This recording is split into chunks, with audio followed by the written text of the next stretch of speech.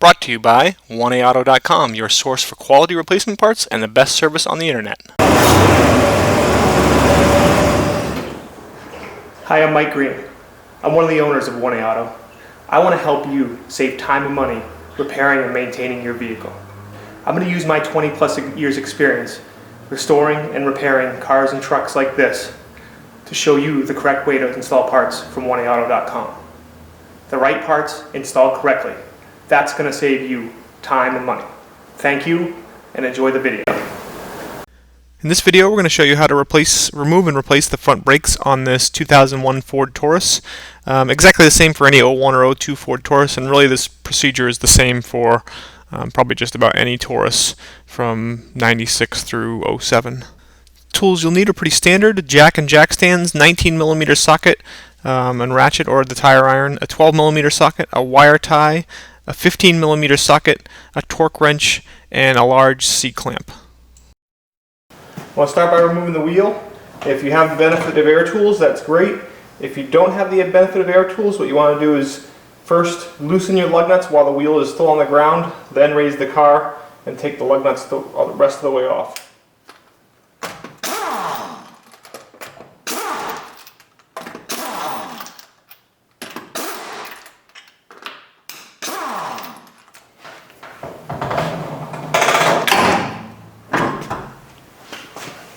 Now with your tire off, you're going to want to turn your wheels so that you can reach the back of the calipers. Now remove these two 12mm bolts, one here and one here. Those hold the caliper on.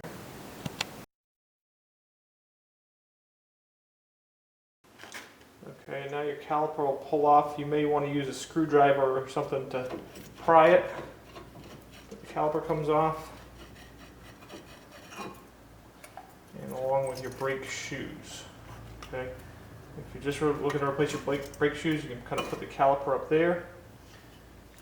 You can see actually on these brake shoes, there's a line in the middle of them, and when you look at it like that, that line is a wear indicator. So if you couldn't see that line from the top anymore, you'd know you need new shoes. These are actually still have quite a bit of life left on them.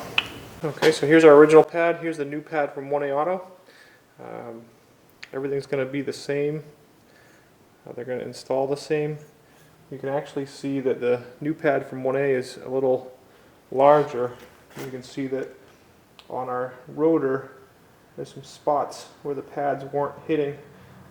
That's what the new pads from 1A are going to do. They're going to hit more of the disc and just do a little bit better job braking. Nothing incredible, but and like I said, these are in good shape, so I'm actually just going to reinstall the originals for now.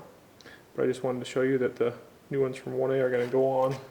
They're going to mount just like the original and work exactly the same, maybe even just a little bit better. They come with the anti-rattle and squeak backing and everything. Okay, so now moving along, I'm going to show you how to remove and then put back on new rotors. So I've secured my brake caliper up top with a wire tie so it hangs and it won't damage. You don't want to damage this hose.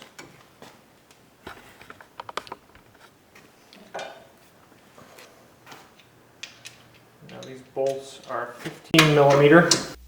Didn't get a good shot of these while I was doing it, so here's the bolts that I'm working on right now. Here's the top one, it's a larger 15mm, and here's the lower one, and this is out of sequence. You can see that the caliper's still on.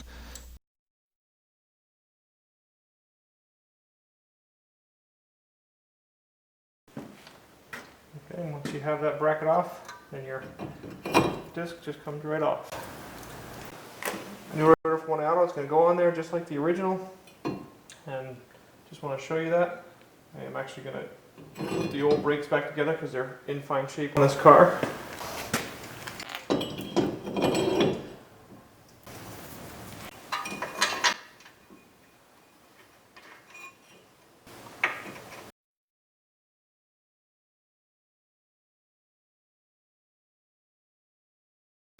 We'll torque these to 75 foot-pounds.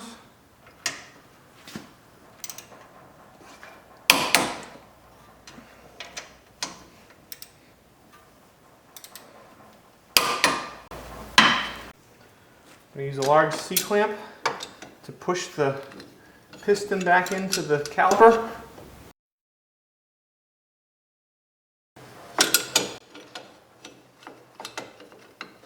And generally, you might want to pop the cap off of your brake master cylinder under the hood, but generally I do that and you don't have to worry much about it.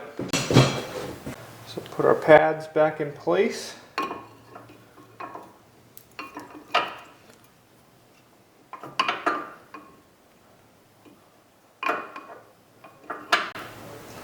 Cut our caliper down.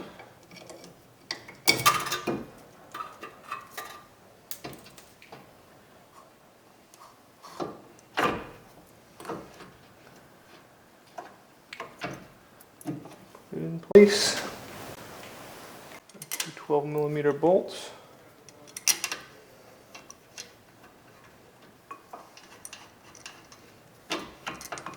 Might have to kind of work it around a little bit here.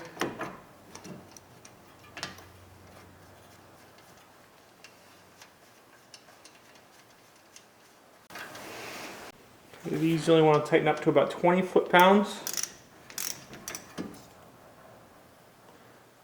Barely enough to make the wrench work.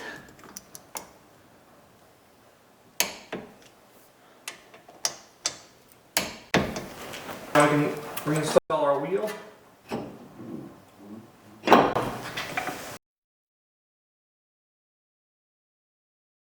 Okay, I'm just going to tighten up a little bit with the impact wrench.